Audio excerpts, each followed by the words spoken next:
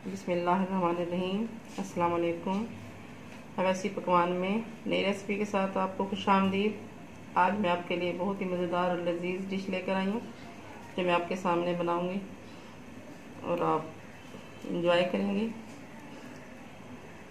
सबसे पहले मैं आपको बता दूं कि आज मैंने आपको क्या बनाना सिखाना है। आज मैं आपको शामी कबाब बनाना बता रही हूँ। अब शामी कबाब बनाने के लिए मुझे जो जो चीज़ें चाहिए होंगी वो मैंने उसमें लिया है। गोश्त मैंने लिया है, बड़ा गोश्त है, तकरीबन 3 पाव 750 ग्राम। इसमें दाल मैंने ली है तकरीबन 250 ग्राम, यानी 1 प्याली। प्याज इसमें मैं डालूँगी तकरीबन 2 अदद काट के मैंने रखे हुए। लहसुन अदरक का पेस्ट तकरीबन 1.5 चम्मच के बराबर है, ये मैं इसमें डालूँगी।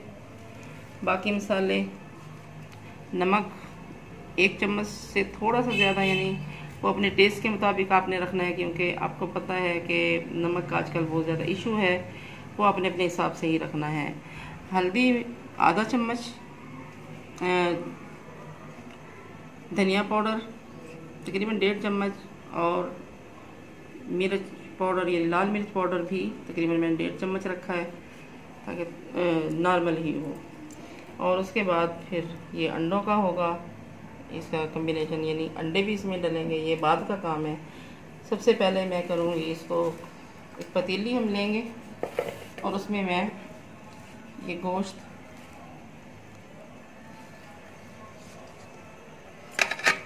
डाल दिया है आपके सामने।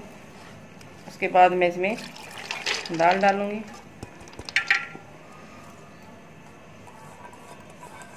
दाल को मैंने 2 घंटे पहले भिगो दिया था, ये नरम हो गई और गलने में भी थोड़ा आसानी रहेगी। लहसुन अदरक का पेस्ट इसमें डाल दिया। प्याज कटी हुई इसके अंदर मैंने डाल दी। और ये तमाम मसाले जो मैंने आपको बताए भी हैं, आपके सामने रखे थे, ये मैंने इसमें तमाम मसाले डाल दिए। अब इसके अंदर मैं पानी ऐड करूँगी, क्योंकि इसको हमने गलाना है। और पानी तकरीबन 3 कप इसमें पानी डालेंगे तकरीबन, क्योंकि दाल भी हमारी नरम है और गोश्त भी हमारा जल्दी गल जाएगा। ये तमाम चीज़ें मैंने मिक्स कर दी। इसके बाद हम इसको चूल्हे पे चढ़ाएंगे। तकरीबन 20 से 25 मिनट में ये गलेगा। नॉर्मल आग आपने रखनी है, बहुत ज़्यादा तेज़ भी नहीं रखनी कि एकदम से पानी जल जाए और हमारा गोश्त और दाल कच्चा रह जाए। अब हमारा ये सारी चीज़ें मैंने मिक्स कर दी।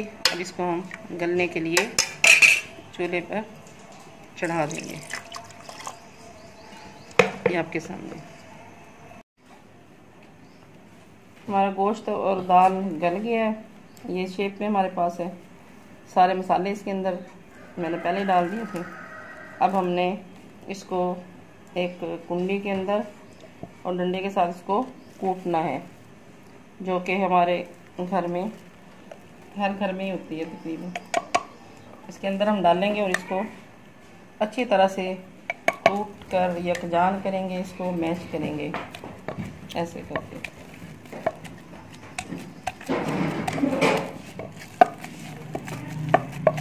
ये बिल्कुल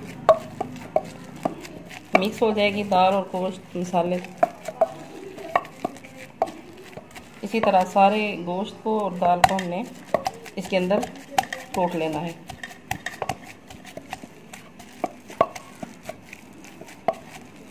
इस तरह मिक्स हो रहा है।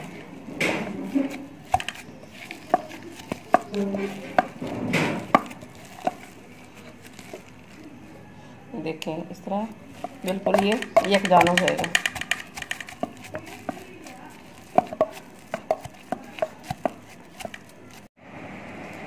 गोश्त और दाल को हमने कूट लिया था और उसके बाद हमारे पास इस तरह का मेज़ा बन गया, बिल्कुल यकजान हो गई। अब इसके अंदर मैं अंडे शामिल करूँगी। अच्छा, अगर आप इसके अंदर अंडे शामिल ना करना चाहें वो आपकी मर्ज़ी, कि आप इसी का ही, जैसे ये अब अमेज़ा बन गया, इसी की ही टिक्की बना के जैसे गोल और ऐसे करके टिक्की आप इसकी बना लेंगे, गोल शेप में बनानी है।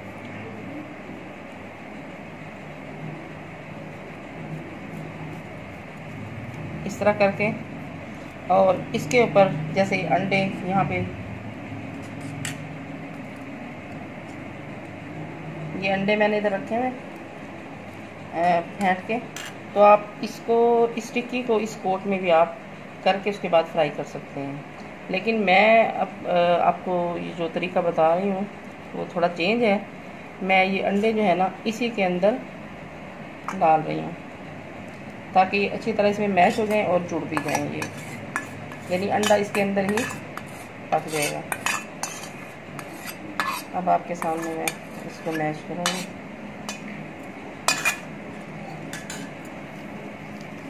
ऐसे करके अंडा इसके अंदर अच्छी तरह जज़ब हो गया, करना है हमने ऐसे करके। अब इसके ऊपर बाहर लगाने की ज़रूरत नहीं है, जैसे हम अंडे का कोट बाहर करते हैं। अमूमन हम जो है ना शामी कबाब जब बनाते हैं तो अंडे का जो है ना टिक्की बना के उसके ऊपर अंडे का कोट करते हैं, लेकिन आज मैंने अंडा जो है ना इसके अंदर ही डाल दिया। ये देखें इस तरह का हो गया। अंडा लगने के बाद थोड़ा नरम सा हो गया, लेकिन इसकी टिक्की भी आसानी से बन जाएगी। उसके बाद हम इसको फ्राई करेंगे। अब मैं आपके सामने टिक्की बना के दिखाती हूँ। बिल्कुल इस तरह अमेज़ा लें आप, और इस तरह से आप टिक्कियाँ बना के रख लें। ये देखिए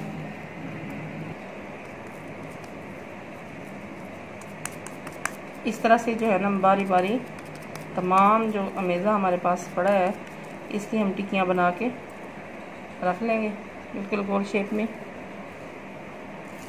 बिल्कुल आसानी से बन रही है, कोई इसके टूटने का भी ख़तरा ये नहीं, इसी वजह से नहीं होगा कि इसके अंदर हमने अंडा इसके अंदर शामिल कर लिया और जब हम इसको फ्राई करेंगे तो अंडा इसको जोड़े रखेगा। बिल्कुल भी हमारी ये टिक्की नहीं टूटेगी।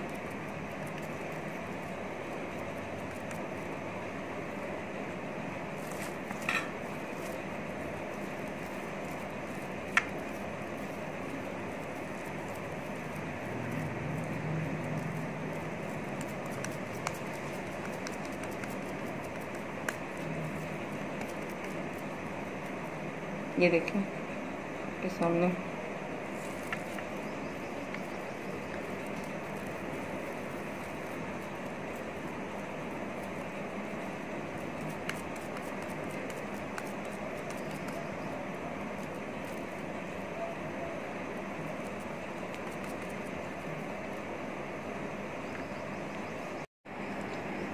हमारी टिक्कियाँ बन चुकी हैं। अब हम इनको फ्राई करेंगे। आगे चूल्हे की तरफ चलते हैं।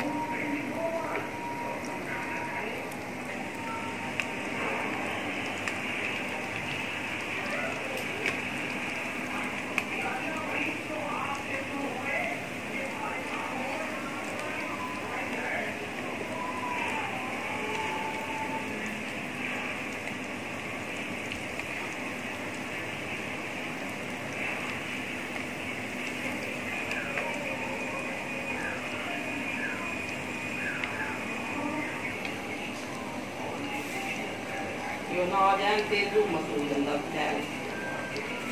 जुड़ाई करके आप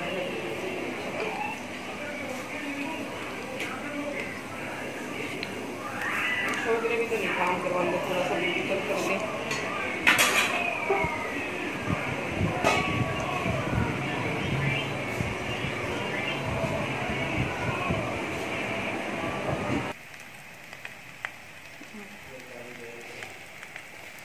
अब देख रहे हैं टिक्कियाँ हमारी गोल्डन फ्राई हो गई हैं, बहुत ही नफीस सी, नरम भी हैं और जुड़ भी गई। अंडे की वजह से जो है ना, हमने दरमियान में जो अंडा डाला था ना, उसकी वजह से टिक्कियाँ मुकम्मल तौर पे जुड़ गई हैं। बाहर भी आप कोट कर सकते हैं, बाहर कोट करने में भी थोड़ी दिक्कत महसूस होती है, लेकिन इस तरह जो है ना, अंदर और बाहर से मुकम्मल तौर पे आपके सामने जुड़ गई हैं। देखिए फ्राई हो गई हैं। इसी तरह बारी बारी करके हमें तमाम टिक्कियों को फ्राई करना है। आप भी ज़रूर फ्राई करें जिस तरीके से मैंने बनाई है। आप घर में ज़रूर बनाएं और दूसरों से भी आप शेयर करें। मिलेंगे फिर नई वीडियो में इंशाल्लाह। अल्लाह हाफिज़।